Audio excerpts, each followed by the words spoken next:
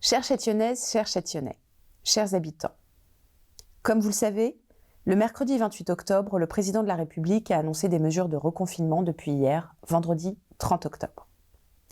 Le terme de ce confinement serait, au mieux, le 1er décembre.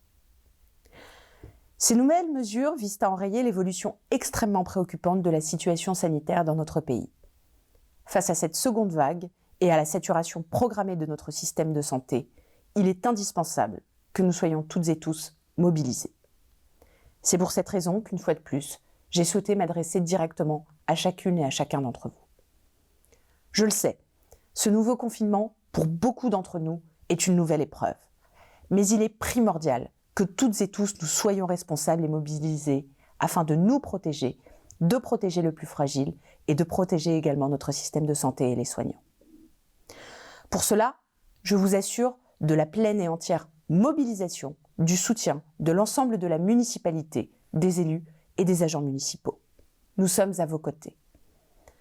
Depuis mardi, nous nous réunissons quotidiennement en cellule de crise, 1 à 2 fois par jour.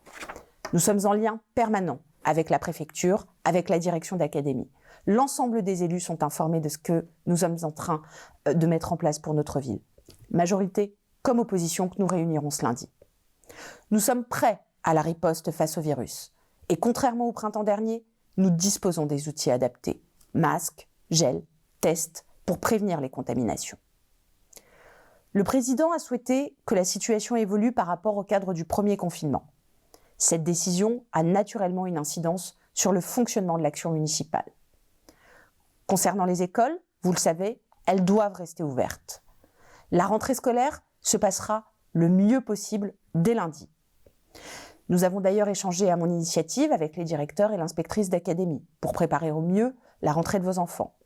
Nous avons également réuni les fédérations de parents d'élèves pour les concerter et pour les informer sur les principales mesures qui doivent être mises en œuvre. Tous nos établissements scolaires resteront ouverts. Nos écoles vont continuer d'accueillir nos enfants et le périscolaire continuera de fonctionner, le matin, le soir et le mercredi. Évidemment, nous serons dans un cadre sanitaire qui sera renforcé. Il faut impérativement limiter le brassage des enfants sur tous les temps scolaires, que ce soit l'école, que ce soit le périscolaire ou la restauration municipale. Une nouveauté également, le port du masque pour nos enfants à partir de 6 ans. Dès ce lundi, nous avons pris l'initiative de distribuer à chaque élève 2 masques en tissu lavable, soit environ 4000 masques. Ils leur seront donnés en classe dès lundi matin. Je vous l'ai dit, les accueils du matin, du soir, le centre de loisirs le mercredi se poursuivra comme à l'accoutumée sur les horaires habituels. Néanmoins, l'école des sports, sur demande de l'État, ne pourra ouvrir ses portes. Il faudra que les enfants soient accueillis en centre de loisirs. Les modalités pour chacun des enfants qui sont actuellement accueillis à l'école des sports vous seront indiquées. Bien sûr, la restauration scolaire continuera de fonctionner. Vous le savez, mais avec des plages horaires élargies pour éviter au maximum le brassage des enfants. Concernant la petite enfance, les crèches restent ouvertes, là encore, avec des protocoles sanitaires renforcés. Nos agents sont des professionnels, elles savent faire face. Un système d'accueil continu, destiné au personnel soignant mobilisé, ne disposant pas d'autre alternative, pourra d'ailleurs également être mis en place en cas de besoin. Là encore, nous sommes prêts à accompagner les soignants qui se mobilisent pour nous au quotidien. Concernant nos aînés, on les sait particulièrement vulnérables. Ils feront l'objet d'une attention constante. Le CCAS, la coordination gérontologique, prendront régulièrement contact avec les personnes âgées. Le portage des repas à domicile va se poursuivre. Je demeure en lien étroit avec toutes les structures d'accueil, publiques comme privées, qui sont présentes sur notre territoire. Ainsi, dans les EHPAD, les visites doivent pouvoir continuer, mais elles doivent être encadrées pour limiter tout risque de contamination. Notre centre municipal de santé va rester ouvert aux horaires habituels. Néanmoins, les missions vont être recentrées vers la médecine générale de ville afin de pouvoir faire face au rebond épidémique et là encore soulager notre hôpital public. Concernant la sécurité de notre ville, vous le savez, nous sommes désormais au plus près du risque attentat. Le plan Vigipirate a été renforcé. Nous sommes en lien, là encore, quotidiennement, avec la préfecture, avec la police nationale et le commissaire de Montrouge et nos effectifs de police municipale sont mobilisés sur le territoire pour sécuriser la voie publique, pour sécuriser tous les lieux sensibles, mais également faire respecter le confinement et les mesures sanitaires. Nos services publics doivent rester ouverts. Ils le seront, avec des horaires adaptés, uniquement sur rendez-vous.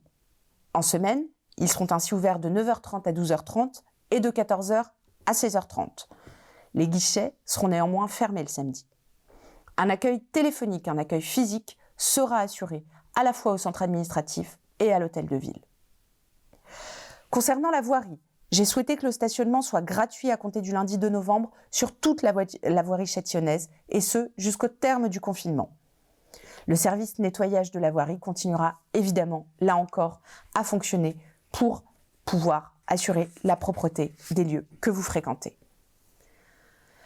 Les établissements recevant du public restent fermés par décision gouvernementale. Les structures culturelles également, le cinéma, le théâtre.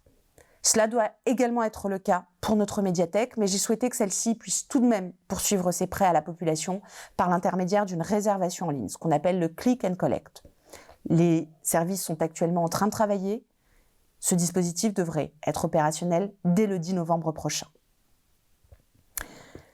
Voici, chers Châtillonnaises, chers Châtillonnais, quelques éléments que j'ai souhaité partager avec vous.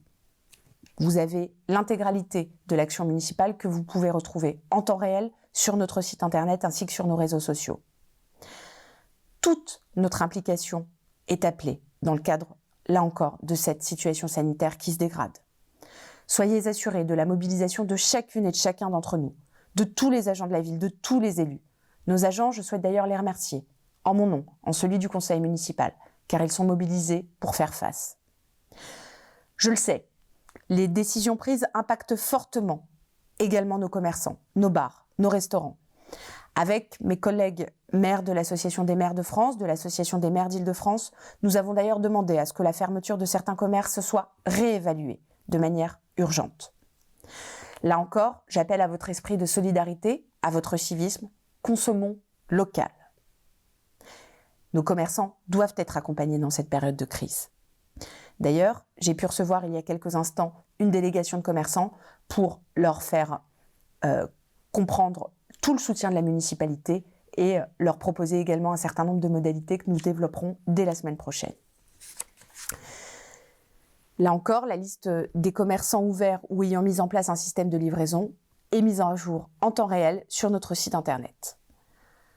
Voilà, chers habitants, ce que je souhaitais vous dire. La période hivernale propice à la circulation du virus ne fait que s'ouvrir. Respectons là encore les gestes barrières. Respectons évidemment le port du masque. Armons-nous de patience. Soyons extrêmement à l'écoute et attentionnés auprès des plus fragiles. Aucun habitant ne devra être oublié. Contactez-nous si vous avez des informations, si vous avez des doutes sur la situation de l'un de vos voisins, d'une personne que vous connaissez. Nous serons à ses côtés. Le précédent confinement, nous le savons, a pu porter ses fruits sur un plan sanitaire. Celui-ci également. Il faut garder confiance dans notre avenir. Je le sais, vous le savez, notre pays connaît depuis le début de l'année une succession d'événements extrêmement dramatiques. Mais là encore, nous traverserons cette épreuve, tous ensemble et solidaires. Prenez soin de vous, prenez soin de vos proches. Nous sommes à vos côtés, nous restons mobilisés. À très bientôt.